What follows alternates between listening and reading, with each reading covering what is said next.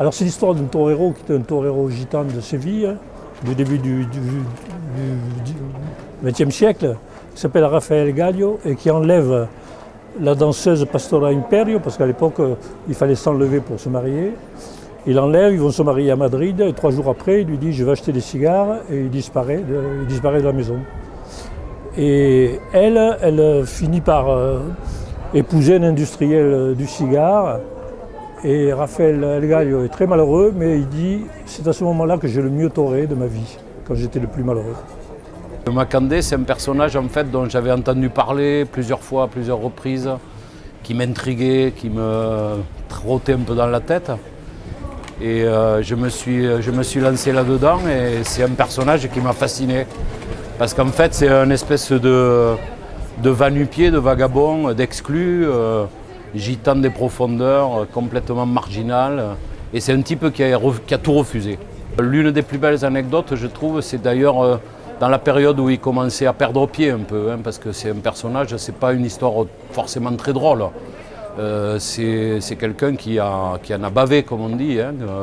C'est un destin noir, vraiment noir.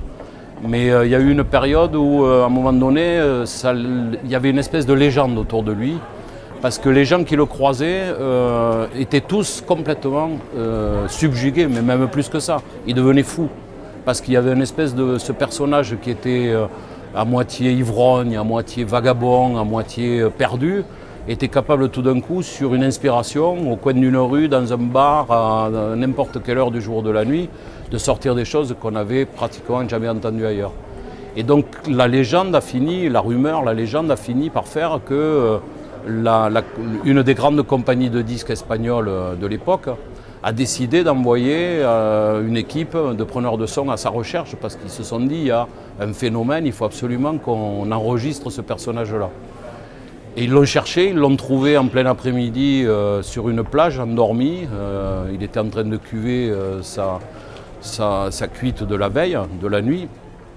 Et donc ils l'ont, comme on peut faire nous dans nos métiers, dans le tien, ils ont essayé de le convaincre, de dire ben voilà, on est là pour essayer de recueillir cette voix exceptionnelle, parce que personne n'avait jamais gravé quoi que ce soit.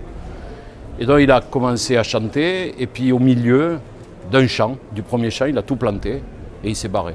Et en disant, moi, mon chant, on ne l'enferme pas dans une boîte.